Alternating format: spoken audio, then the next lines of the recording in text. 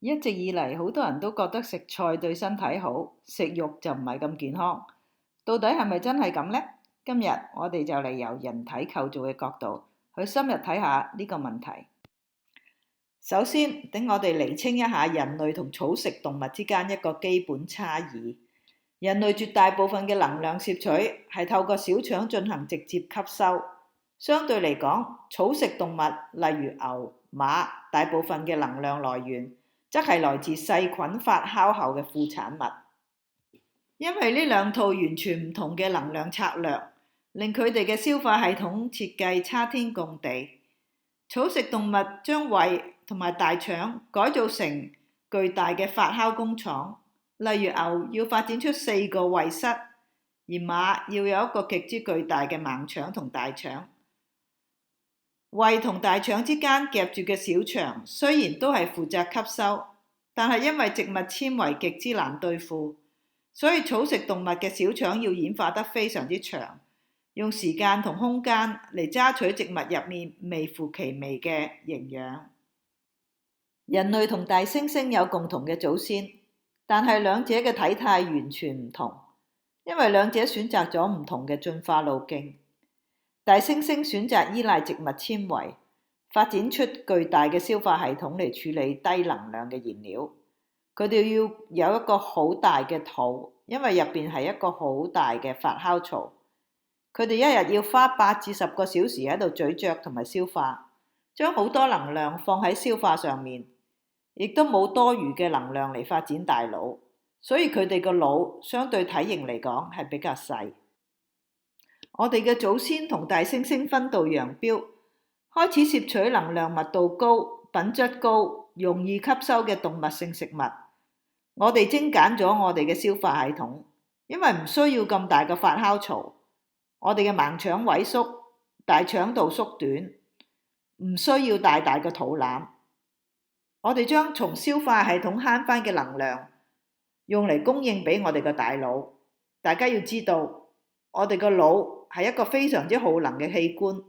雖然只係佔我哋體重大概2%，但係佢消耗咗我哋身體裏面20% 嘅能量。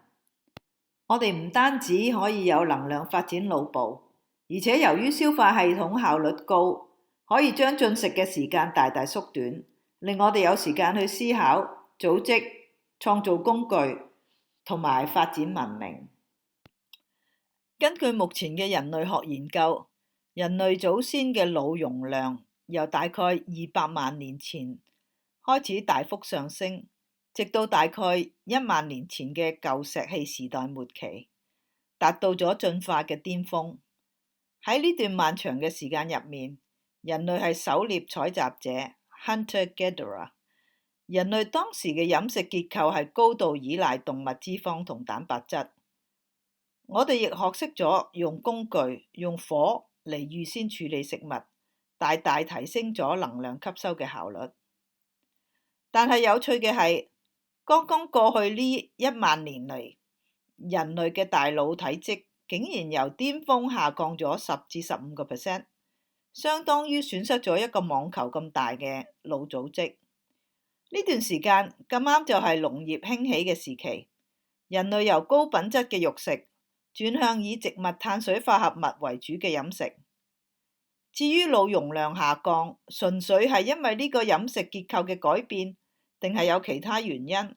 例如因為生活變得穩定，社會分工出現，令到某啲大腦區域嘅功能需求減少而萎縮。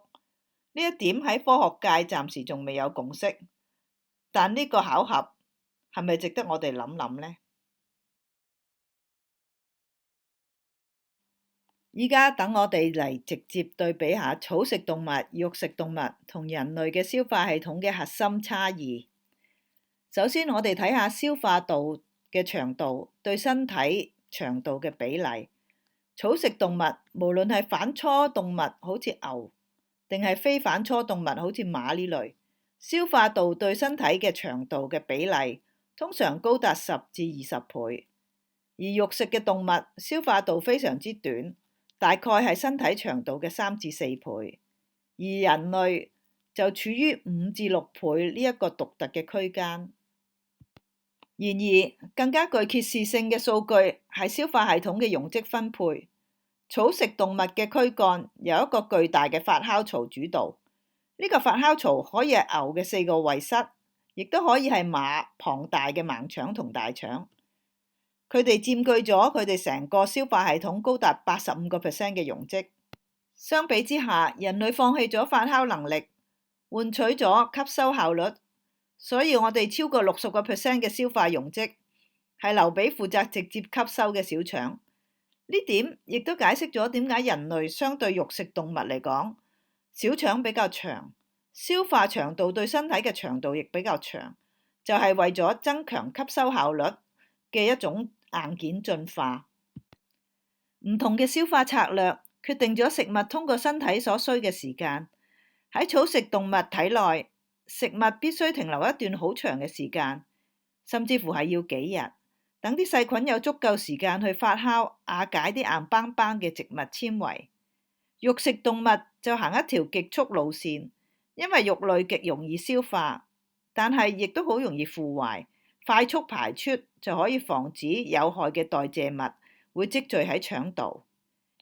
而人類嘅時間處於中間，我哋唔需要好似草食動物咁等佢發酵，但係我哋亦都擁有比例較長嘅小腸。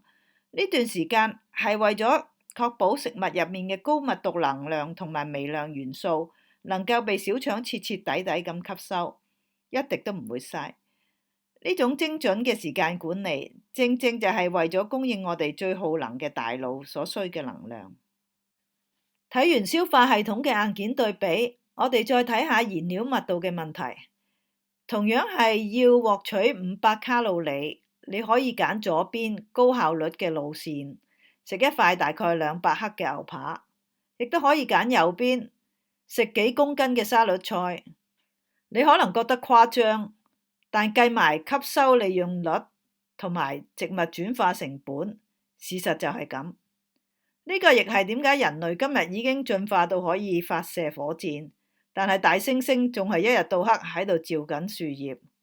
因為我哋放棄咗龐大嘅發酵工廠，採取咗高效吸收嘅機制，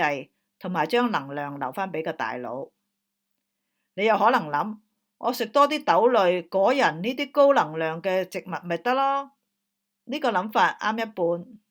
但係會引起其他問題，例如呢啲植物佢哋嘅抗營養素，同埋佢哋對我哋消化系統嘅壓力。不過今日篇幅有限，我哋揾機會再傾。大家睇到呢度，唔知係咪已經對呢集嘅標題所問嘅問題揾到答案呢？我想強調一下，呢集純粹係從人類進化構造分析，我十分之尊重每一個人嘅飲食選擇嘅。最後，我亦都希望留一個啟發俾大家思考下。我哋嘅祖先喺地球上生存咗幾百萬年，我哋嘅身體嘅演化過程必然蘊含住某種內在嘅智慧，否則我哋嘅生理機制根本冇法經受咁漫長時間嘅考驗。呢種跨越千萬年嘅演化邏輯，係咪應該就係我哋身體最強大嘅指引呢？為免呢集篇幅太長，我哋今日就講到呢度。如果你覺得呢集內容有趣，請 like 及分享。下集見。